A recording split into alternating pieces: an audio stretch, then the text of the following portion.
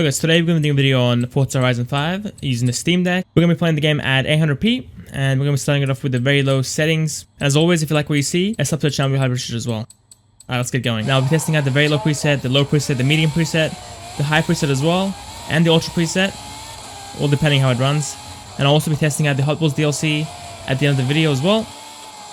And once we use our optimized settings.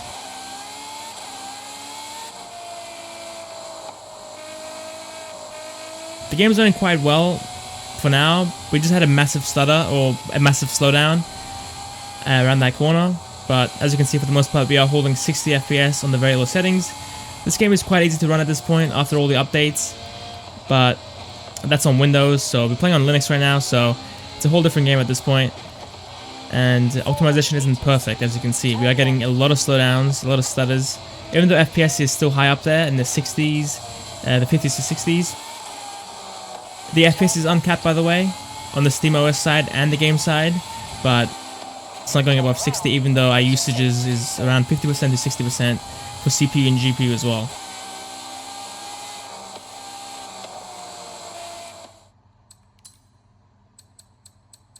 Alright, let's push it up to the low preset. These are our settings.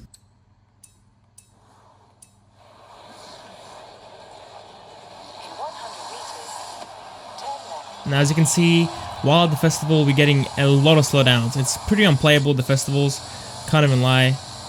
It just lags heaps, but as soon as you leave the area, it stabilizes and goes up to 60 again. I'll be taking the same path as we did before on the very low settings, so we can actually go ahead and compare. Now, another thing you can actually see is the game looks way better on the low settings. Forza Horizon 5 on the very low settings just looks really bad. There's no shadows, the game looks very pixelated. And you can't really see too many reflections as well. But on the low settings, we have reflections, we have shadows, the game looks way better. And it looks way sharper as well. But as you can see, FPS is way more inconsistent. We just had dips into the 40s.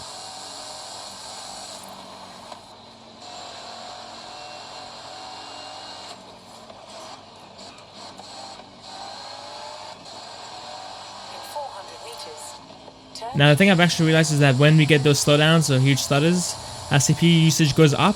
Power draw for the CPU also goes up as well. Normally, it's drawing like 2 watts of power for the CPU and the GPU. But once we have those slowdowns, you can see the CPU spike up to like 11 watts or 10 watts or something like that. Now, this is a first-party Microsoft game. It's made for the Xbox and is available on PC and Windows. So it's still quite impressive that it's running on something that's not Windows, but it still needs a bit of work to make it run super smooth. Now, we haven't fallen below 40 yet. Our lowest is like 40 to 44 FPS. So maybe if we actually kept the FPS down to 40 or 30, it will run way better, which I will be testing at the end of the video as well.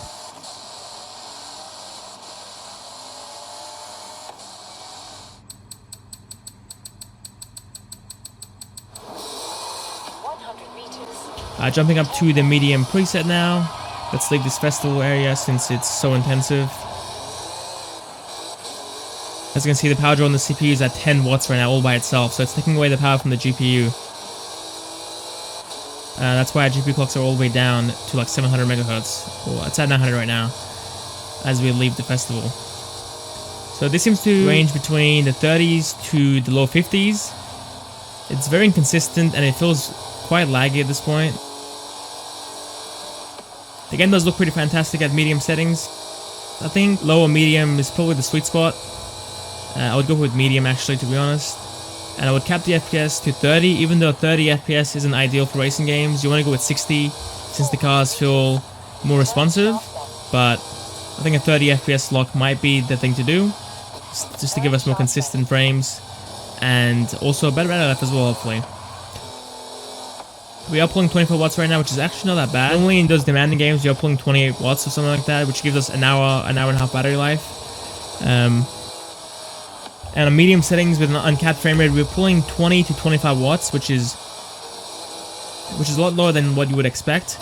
Gives you around 2 hours to an hour and a half of battery life with this. And that's without me optimizing the actual settings and the power limits to make it last a bit longer as well.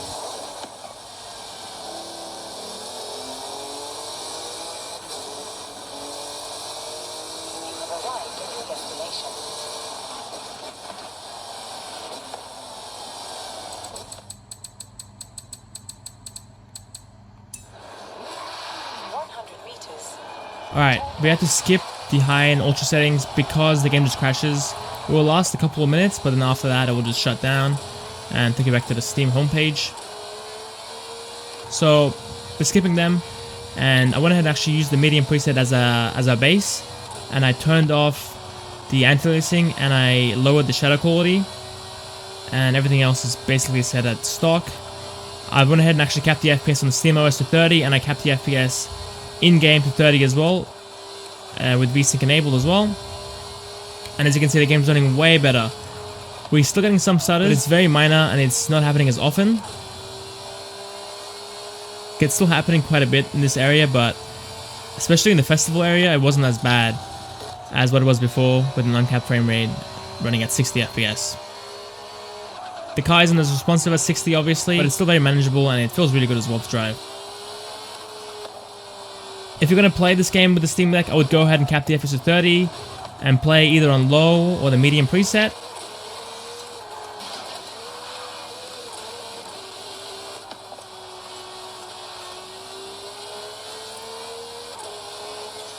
With an uncapped FPS, it does get a bit annoying, but with 30, it's actually pretty enjoyable.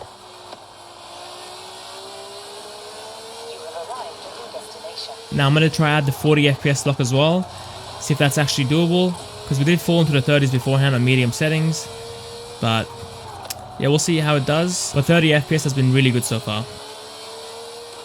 Alright, same settings as before, 30 FPS cap, but this time I've actually placed a 7-watt power limit for our processor, just to drop our power draw down a little bit. As you can see, we're sitting at 15 watts now instead of 20. It is still climbing, I believe, slowly climbing up. Should be a bit more power efficient, and it's running about the same pretty much. And we're not seeing anything that's unusual with the performance. Alright, let's go and try this out with a 40 FPS cap now. See if we can actually hold it, and if it's going to stutter more or any of that. So far it's feeling pretty great. The car feels a bit more responsive as well. Obviously the frame time graph isn't as smooth as what it was before at 30, but the game's performance is still about the same. It's not as good as 30 in terms of how smooth it feels, but the car feels more responsive, so it's a trade-off, I guess.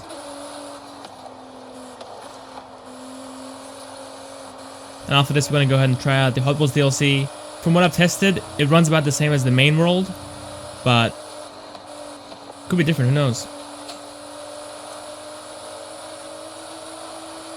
Alright, we are on Hot Wheels Island now, and performance it's pretty awful. It's worse than the actual main island. We're having dips into the 20s. And these are the same settings as the main island. I didn't touch anything. And we have a 40 FPS cap as well. But we can't even hold that. We're falling into the mid-20s, the low 30s. Very inconsistent. The car, you pretty much can't drive it. It freezes every couple seconds.